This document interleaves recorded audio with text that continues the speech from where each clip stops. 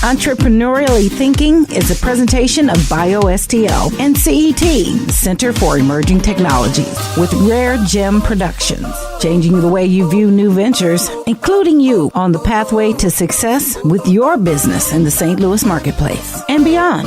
Here's your hosts, Cheryl and Christy. Now let's get thinking entrepreneurially.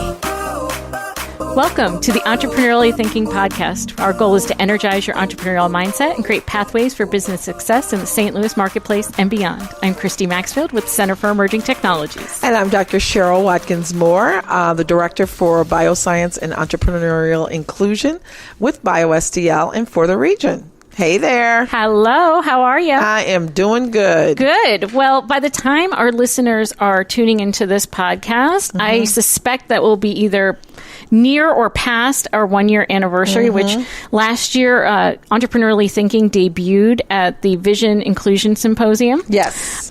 Which this year folks can find on October 19th. We're going to be at the St. Louis Community College up at Flow Valley for the whole day. You can drop in, drop out from 8 to 6. There'll be food, and we have a humongous announcement about our keynote speaker. We'll save that for maybe one of our next shows. Oh, that sounds good. I love teasers. So we wanted to thank you all for listening. If you've just found us, we're glad you did. If you've been listening all along, thank you for your dedication and support. We're really excited to be able to bring you the stories of amazing people who, like you, are looking to step outside their comfort zone and do new things. So we're very thankful that you have chosen to make our podcast a regular part of your life. And we want to remind you that if you have other friends who would be interested in listening, please encourage them to find us on their favorite streaming platform or at entrepreneuriallythinking.com. Yeah. Well, I thought this was a very interesting statistic. An estimated 60% of formerly incarcerated individuals remain unemployed 1 year after their release, raising the risk of recidivism and resulting in lost lifetime earnings. Yeah, we've talked before with some guests about having to check that box and but 60%. What that means. I know, but that's too entrepreneurship high. Is not always a choice for some people. Right. This cycle has major implications for American families, as nearly half of all U.S. children have at least one parent with a criminal record. In 2015, the SBA, or the Small Business Administration, expanded its Microloan Program to small business owners currently on probation or parole. That's this can change lives. Yes. That's amazing. In 2016, the leaders of the U.S. Small Business Administration, along with Kellogg Foundation and microlender Justine PETERSEN, formed the Aspire Entrepreneurship Initiative, which is a groundbreaking new $2.1 million partnership to expand access to entrepreneurial education and microloans for formerly incarcerated individuals, with a specific focus on those who were parents. Well, and as you've just stated, that's the majority, right? Yes, and we're talking about the babies here. The program launched in St. Louis in the fall of 2016 and rolled out in 2017 in Chicago and Detroit.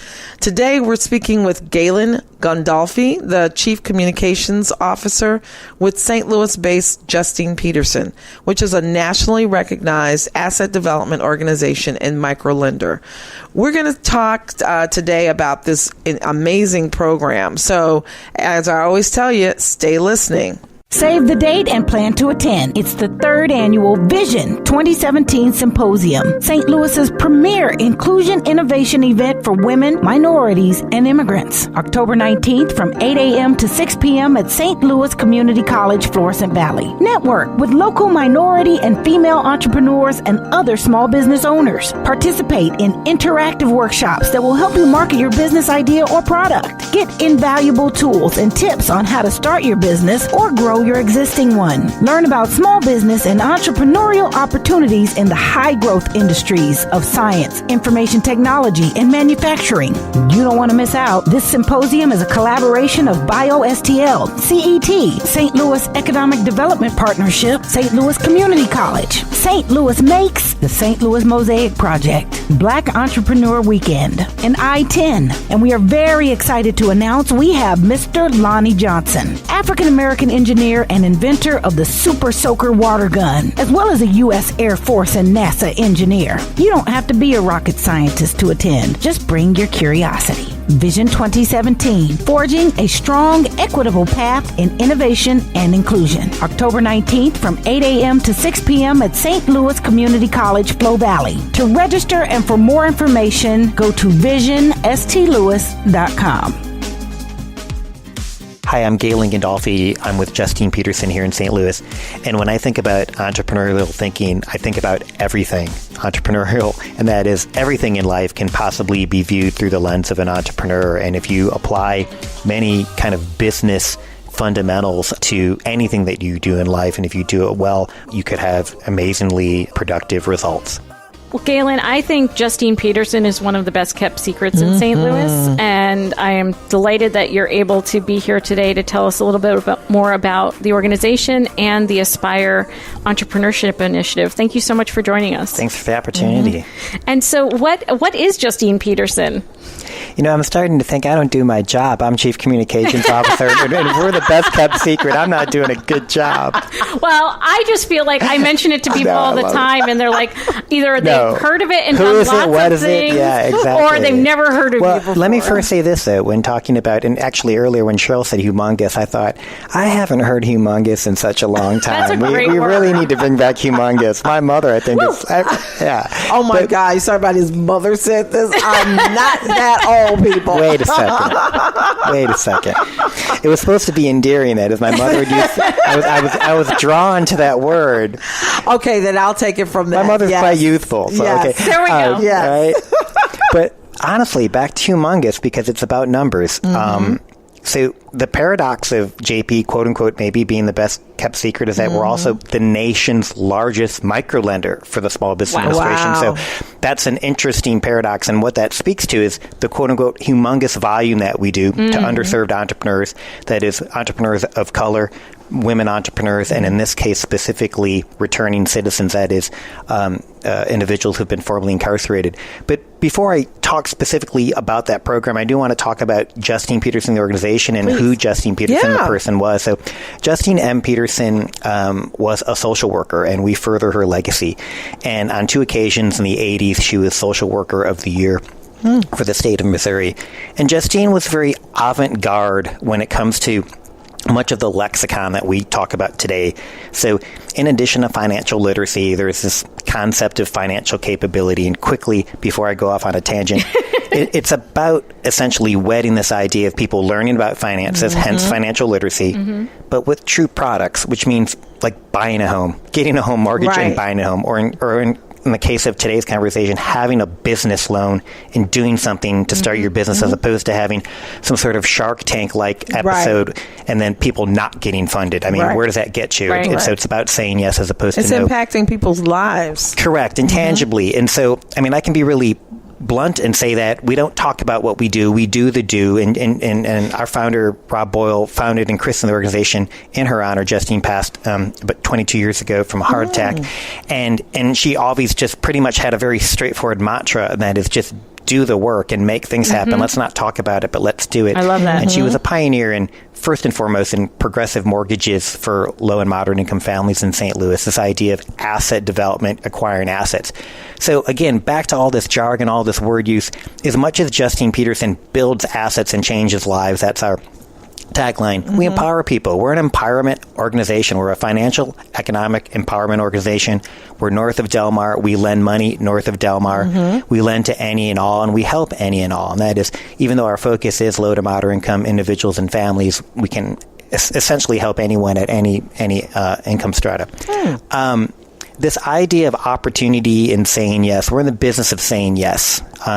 I love saying yes. Yeah, it's not about, any other option, but how we can. It's not even a maybe. It's actually, maybe it's a little yes today and a bigger yes tomorrow. And we'll talk later today about the process of the Aspire program and how there are different stages and such. But the exciting thing about talking about Justine PETERSEN, the organization, and the Aspire program in particular, is that I just don't need to talk about it. I can truly talk about what has happened and what impact it has had. That's what we love. And the one thing I need to make sure that maybe isn't lost is that, believe it or not, it's a family-focused program about returning citizens, and that's one of the most novel components. That is, many programs out there that are targeting this idea of starting a small business for returning citizens is about the individual and not necessarily about the family. And the Kellogg Foundation made it, just the center of focus. That is, this is a program, obviously, to help individuals, but their parents first and foremost. Their parents before they're a small business person, and we need to think about those families that are essentially impacted by this. So the program does target returning citizens who have children up to around years 8. That's more of a holistic approach, because instead of taking that individual person, small business affects the entire family. I think you've always said this, Christine. Oh, most definitely. I mean, whether it's the support of a spouse or loved one to be able to do this massive undertaking and step out on your own, or just knowing that you've got other people counting on you, right?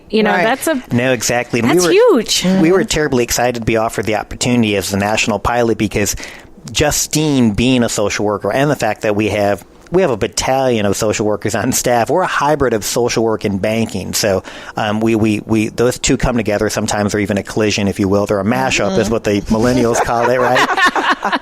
We're hashtagging, aren't we? Okay. But to look at it from a family perspective makes all the sense in the world that you would engage an economic empowerment organization that has a social work bent to it. Right? Of course, so it's a perfect fit. And so we do feel tailored to implement the program and be successful with it. And you guys started with microloans a long time ago as well. Sometimes people think of them more in developing countries and that context, but you've been doing microloans and continue to do microloans for a variety of different... Christine, that's an excellent conversation or question, and that is... and again, this is potentially the port of entry for yet another tangent. Don't worry, we'll bring you back. We're good at that. But when we talk about, international microfinance versus what's going on here domestically, a payday loan is what microfinance has been in America. Exactly. Right?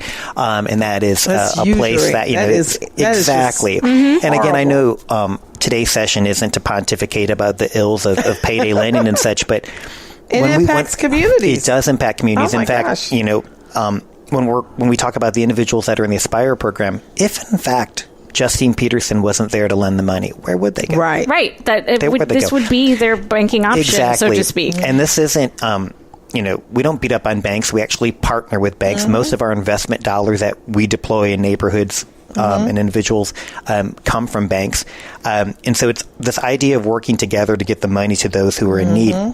And again, international microfinance is more of a community-driven effort. They talk about peer lending circles where people borrow money together, they secure it together. It's interesting that Christine asked about international microfinance as it relates to this Aspire program, because in the Aspire program, even though it's the individual signing on the promissory note, borrowing $5,000, $10,000 from Justine Petersen, it's a support group of everyone in their cohort, and later we'll talk about cohorts. They're not alone going through the entire program. So it does have elements of international microfinance, and I don't even think that was necessarily envisioned from a paradigm perspective. But it's a support group, if you will, and it makes a big difference. Well, you guys are not just giving money and saying, see you later, and we hope the money is invested or used properly. You're surrounding that individual. Like you said, I love the whole fact that you're thinking of it from a social work standpoint. So it's looking at not just, goods, cost of goods sold. It's looking at, like you talk about, you're teaching people how to manage their business. Correct. You're teaching them not only that, but how does that impact your family? Exactly. And that's the thing, is that a business person just can't think about themselves. They have to think about who they're providing for and the larger impact here. Wow. So, Galen, how did you wind your way into Justine Petersen? That's a great question. So, my background's in the community development field. I worked in Chicago, Boston, and D.C. prior to coming to St. Louis. And my schooling's in urban planning. And earlier I referenced this idea that there's a good many social workers on board at Justine Petersen. Well, we also have other walks of life. We have a good amount of people who come from the banking profession. And then in my urban planning schooling and experience, one would argue that community economic development's not too far removed on the continuum if you're talking about banking and impacting communities. But I specifically came to JEP as a client. That is, I was interested in their home ownership counseling services. They're what's called a HUD certified counseling agency. And so to make a long story short, and I'll just be public about it, in addition to signing documents to buy a house, the CEO, Rob Boyle, said, would you sign this? And it was a job offer. Oh, wow. See, many things can happen when you walk into Justine Peterson. There you go. That's true. Not only can you borrow money, we're going to give you a job. Stranger things can happen, right? Oh, that's exciting. Yeah. I really love that. So over the years, how have you seen, I would imagine Aspire is just one of the many programs that have been developed at Justine Peterson. Yeah, certainly. We're constantly actually involved in new programs, not only locally, regionally, and nationally. And our bandwidth is growing. That is... oh, that's great. Yeah, and I do need to give a shout out to the myriad educational institutions, WashU, SLU, Mizzou. I mean, we have, again, just a battalion, if you will, again, of practicum students, of work study students every semester, and without them, we couldn't make it happen. Wow. But they bring an amazing sense of enthusiasm and curiosity to what we do. And so new programs that we're working on are actually what we call credit building, more credit building products and such, which the Aspire program offers. And quickly, in a nutshell, that means building your credit score. And so your personal credit score, that is not a business credit score. People think about Dr. Jekyll and Mr. Hyde. They think they can have these. It isn't. Right. And it's interesting that we're talking about this because at the Aspire program, probably the first session and a half, you're telling them it's still you. Right. Because they're like, it's going to be my business and I'm starting over, but it's you. Right. And when you sit down with the banker, unfortunately, the banker is lending to you on behalf of your business. They want skin in the game. You're going to personally guarantee it. And so we got to work on you. At Justine Peterson, we're pretty simple on our message. That is, if we feel we build the credit score, it's a fundamental asset, it could lead to everything. It can lead to buying a house. It can lead to lower interest rate on various things. You can have better car insurance. I just had this conversation with our 15-year-old because you can never start too understanding early. that how important having a good credit score is. It can make or break you. Well, it's true. Again, this is another conversation, but I went to school in Illinois, 30 years ago, in high school, 40 years ago, what have you, and the consumer education requirement at that point really didn't talk about credit scores. I mean, my understanding in Missouri, it's referenced, but we have people come to us who have PhDs, right, and they're unaware of the fact that their credit score impacted, and not to mention this idea that you can earn a lot of money but still have a really abysmal credit score. Right. And it's still, that's what you're going to pay in terms of interest rates. Exactly. And maybe those listening already know this, but we almost need a bumper sticker because most people think that what you make is somehow related to your credit score. And I want to go public here. If it's one thing you remember me saying today is that it has absolutely nothing to do that, which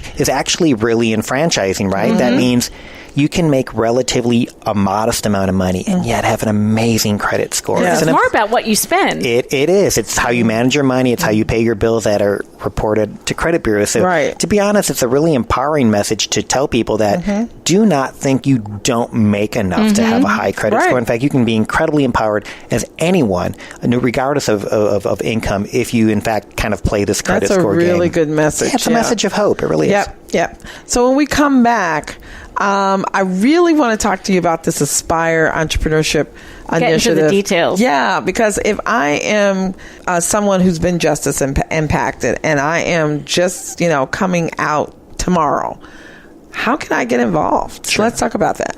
Miller Prost, CPAs and Business Advisors, is the proud sponsor of today's Entrepreneurially Thinking podcast, offering a full range of professional tax, audit, accounting, and consulting services. Learn more at millerprost.com. MUELLERPROST.com. Miller Prost, CPAs and Business Advisors, advising with vision.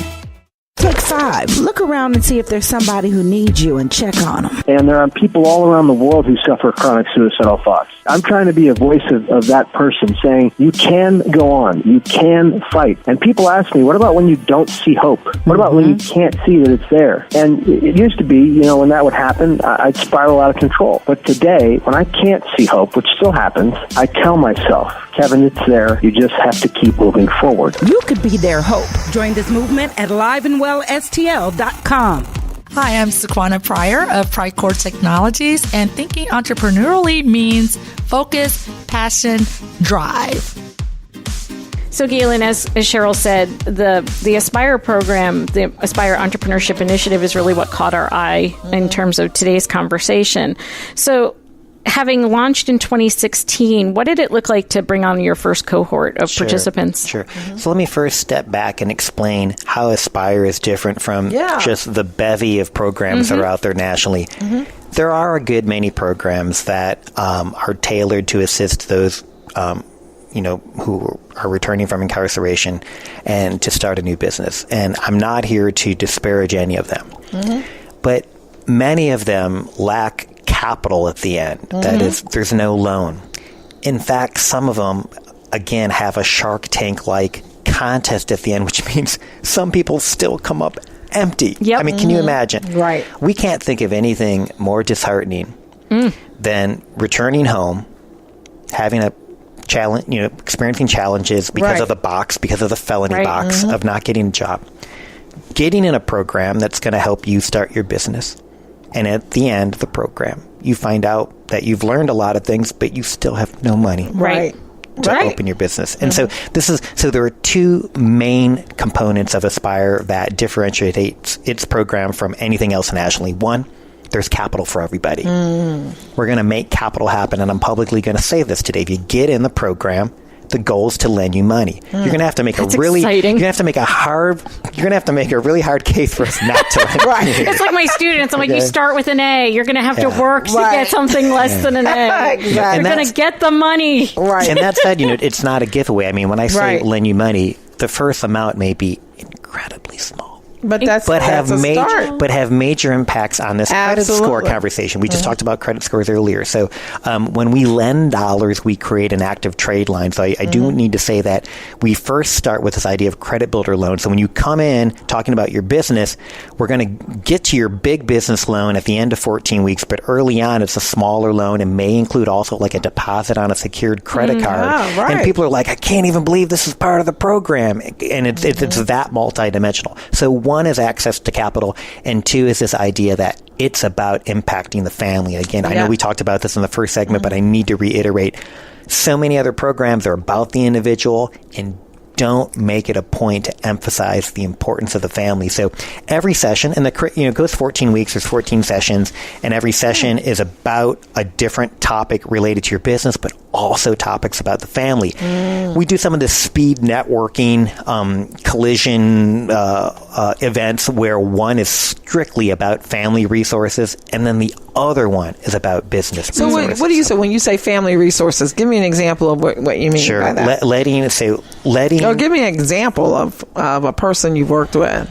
Oh, certainly. So we have clients. I mean, for instance, Larry Reed has children, and at the speed collision, he was able to find out about all these other programs that are available for kids to participate in. I mean, I guess you could spend some time on the internet, but it's always great to hear from a representative and such. But, everything from different after-school programs to different sporting activities to what have you. So it's just this idea of giving a holistic experience and letting them know that it's not merely about business plan development, but it's also about, coming home at night after a long day of work and making things happen with the family. That's really key for a lot, especially for a lot of not just as impacted, but low income people, having a place for your kids to go while you are either trying to build your business or learning about how to do it. Those resources are so very important. So you bring that to the table. Correct. Yeah. So again, that's incredibly novel. Most of the returning citizens programs, if not all of them, and again, I'm not here to disparage them, don't really have this family component. It's really, really business impacted without being holistic. And I have to attribute that focus to the Kellogg Foundation. When they approached the SBA and were a partner of the SBA, they said, look, this needs to impact families first and foremost, and that is the entrepreneur is a member of the family. And it's just not about the business. So, so I think I'm even thinking now about words like, we should maybe start marketing that it's just as much about your family as it is your business, And is it just men, just women, it is men not, and women? Yeah, so it's co-ed. In fact, our first cohort, which was just under 20 individuals, was predominantly male, and hence we made a very, very earnest attempt and a concerted attempt with other partners to have our second cohort much more diverse gender-wise. So do you work with St. Louis Mission? Or Mission St. Louis. Mission St. Louis and, we do. And Concordance? Correct. In fact, our first cohort met at Mission St. Louis. That's where we actually based the entire 14-week curricula at. We're in a few other cities. So the Aspire program with Justine PETERSEN is also in Chicago. It's also in Detroit. And so we have these three cities that we're launching in, and then we have other partners in those cities. We're working with Goodwill primarily in Detroit, and we're working with a group called the Safer Foundation. So what does the curriculum look like? If I get accepted into the program, what do I have to look forward to in the 14 weeks that you said? It is. Okay. So in addition, and again, I don't mean to kind of belittle the obvious, but of course there's business plan development, and there's all that stuff that you would expect. And the only reason that I'm talking about, I'm not dismissing it, of course it's important, but what's important about this program, it not only has that, it has a lot more. And so it brings in a lot of other perspectives and a lot of real life professionals. So people who also bring things to your business that you need. You're going to hear from an attorney. You're going to hear from an insurance agent. You're going to hear from an accountant. Because guess what? You can't do it all. And that's one thing I've learned my 15 years at Justine PETERSEN. I have to admit, I've been at Justine PETERSEN so long, some people call me Justin PETERSEN. But, and that is, business people can't do it all. Like if you're in the drywall business, you're exceptional at hanging drywall and managing a crew. But you know what? You maybe aren't exceptional at knowing all the ins and outs of QuickBooks and what have you. So we bring a lot of professionals in, but then we also bring in testimonials. We bring in people who look just like them, who were incarcerated, who did start their business, who are successful, who now employ 10, 20, 30, 40 people. That's amazing. So and it's so important to so see it's not yourself. Exactly. So the true reality is there. It's just not this kind of mythical idea. Right. What kind of businesses are you seeing in the cohorts? That's another amazing thing. So it couldn't have been, if we did a movie, it couldn't be any better. And I will say that we have a Maybe really... we will do a movie. Trailer is coming soon. We kind of do, actually. Quickly, I want to make a shout out. Our YouTube channel for Justine PETERSEN. Please. If you go to our YouTube channel, there's an Aspire video, if you will. It's a sizzle reel. It is like tear jerking. It's really good, but there's not only testimonials, but it's actually, if you're tired of listening to me, you can just watch that video and learn about it. And now I'm forgetting the question. What did you ask me? What kind of businesses? Oh, right. So I was saying it couldn't even be better. You wouldn't believe the diversity. We've had every type of business come through the door, right? So barber, guy doing graphic design, property manager. I mean, what can you imagine? And a couple examples, like our fellow Leroy Nolan borrowed, in the end of the program, he did around a $20,000 loan to purchase and rehab a property that he's going to rent and create income. And so that's going to be his first of his empire, if you will. That's how you build wealth. Exactly. And so it's just an amazing, it's amazing to see after 14 weeks, people putting to use the knowledge that they learned, but also putting to use truly the capital that was lent to them. And it's not dormant capital. It's going to be out there. They're going to do something with it, make something happen. And this is a loan, not a gift. It is. It is a loan indeed. And so in some cases, if somebody's doing like a delivery business, they're buying their first van. They're also paying for insurance, things of that nature. Again, too often we talk about a business plan, and at the end of, let's say at the end of 14 weeks, you have a business plan. Well, great. Right. But you don't have your delivery truck, right? You don't have the tools you want. You don't have the cement mixer you wanted to buy. I mean, come on. So this is a reality-based program, and I'm not here to say the others aren't reality-based, but the others do involve a little bit of magic, I think. Right. Well, you know, we talk about bootstrapping, right? And bootstrapping is historically friends, family, and fools, right?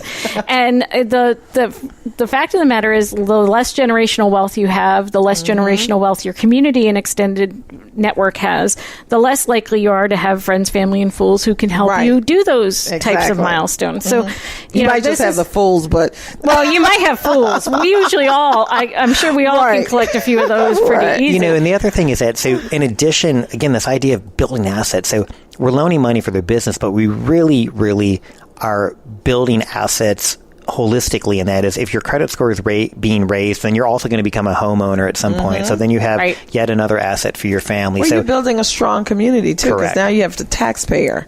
You have an actual taxpayer that's contributing to the community. Exactly. Yeah. So you had a question, I think, right? I was just commenting on the fact that that when we build generational wealth, we create this virtuous circle, right? So today, individuals bootstrapping may need to borrow more from Justine PETERSen than maybe someone 2 generations from now who actually can now call upon this business owner, right? Who can have inspired their kids to go and explore different, because we always talk about how, you know, either we're emulating our parents, following in some sort of entrepreneurial footpath, or stepping completely outside of what our parents did and would be terrified to do, and forging a new road. And so I appreciate you bringing attention to that. You know, this is a complete antithesis of the cycle of poverty. This is about a cycle of asset building. You know, and I was just thinking this idea of home ownership. In fact, Michael Henderson, who's in the program, he's going to be closing on a condo, and he was able to purchase it from a family member at a really reasonable amount. So we're actually, as opposed to a true mortgage from a bank, we're lending the amount of money for Michael to buy this actual condo. So, you know, he and his child will, you know, have a place called home that they truly own in a matter of a couple of weeks. That's incredible. That is. That, I mean, when you look at that, I go back to the whole thing of you are changing a family's direction, because with just that microloan, and you never know where that small microloan can take that business, because maybe 10 years from getting that microloan, now that they're getting a loan or equity from, you know, a PE company or something. And now we've got the next worldwide technology being developed. You know what that is, Cheryl? That's humongous. That's from micro to humongous. That's what's going on. Hashtag humongous. That is humongous. Yes. So, individuals who might be interested in mentoring or being a part of the program, is that something you're looking for? Thank you for that offering. Yes, the answer to that is yes. And so there's a couple different opportunities. One is to possibly participate in our 14-week class and come and talk, present on what you do or how you think. How many times a year do you do that? So we have 3 cohort cycles a year. The other opportunity is maybe even a bit more involved, and that is personally tagging up as a mentor, right? Maybe you can bring a similar industry perspective as this client. So, you know, if this client's in the food business, and perhaps you're coming from the food industry. So we would embrace both. That is, we would embrace, you know, those who offer kind of a public service, so to speak, of just presenting in public, but then also those who maybe want to become a bit more involved on a time commitment and create a mentorship-like relationship. Fabulous. Yep. And if I'm a family member and I'm hearing this podcast and I want to get one of someone I know connected as a participant, are you only working through organizations, or is this something where if they reach my out? answer to that is Justine PETERSen's all about people. Named after the social worker Justine PETERSen. We personify what we do. So I'm actually not going to say go to our website. Okay. I'm going to say I want you to call Shauna in our office. That's how I want this conversation to start. I want someone to call, and I'll give the number here to call. A real live person. I want you to have a conversation with Shauna Collier, and Shauna's number is 314-533-2411. Then you'll dial 0 and you ask for Shauna. Because I want Shauna, who co-leads the entire program, to spend a few minutes on the phone talking about it. That's how you should learn about Aspire, because that's how we do business.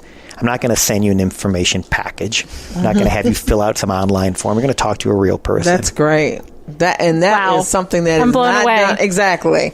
You don't find that in business anymore. So, wow. Well, Galen, if I did want to learn about other programs that Justine Peterson is doing, because I may, in fact, need a loan myself, right? Because you lend to all members of the community. We do.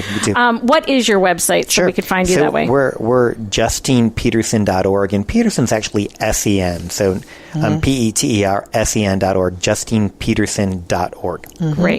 Great. Do you have any parting thoughts for those listeners out there who are thinking of starting their own business? I do. And it actually goes to your entire theme of entrepreneurially thinking, and that is it's probably really healthy to think about all that you do from a perspective of a business. And what that means is being really prudent and frugal about resources and where you're going to invest your time and energy. And that is, whether it's a true business or not, even athletics, it's about what you invest, right? And so I'm starting to think that so many principles that are ensconced in entrepreneurial activities can be applied to almost everything in life. And if you apply those principles effectively, you're going to really reap a lot of reward. So I want to end by applauding both of you for, I think, a series that is really stimulating and inspiring, not only for business people, but for all of us, and for people who even think about business as a side gig, or at Justine Peterson, we talk about legitimizing the hustle. I mean, entrepreneurship doesn't need to be, and we kind of had this conversation offline, that you're Mr. or Miss Entrepreneur, right? You're not Mark on the cover Zuckerberg. On the cover of Forbes magazine or whatever. There's venture capital. Yes, entrepreneurialism comes in a lot of shapes and sizes. It does, absolutely. Well, that is a wonderful way to end. Closing thought for our listeners. So, Galen, thank you for making time to come share the Aspire program and the broader story of Justine Peterson, the person and the organization. We really enjoyed talking with you. Thanks for the opportunity. Fun. Thank you. Changing the way you view new ventures, igniting your thinking about entrepreneurship. It's Entrepreneurially Thinking. Get connected and discover more. Visit our website for show notes, resources, information about our guests, upcoming events, and of course, all your favorite episodes. If you have any questions, be sure to leave them for us in the comment sections, and be sure to leave us a 5-star rating on iTunes. The best way to show love is to share. Let everybody know that you're thinking entrepreneurially. So visit our website, entrepreneuriallythinking.com. #eThinkSTL. Entrepreneurially Thinking is another positive production of Rare Gem Productions. Thanks for listening.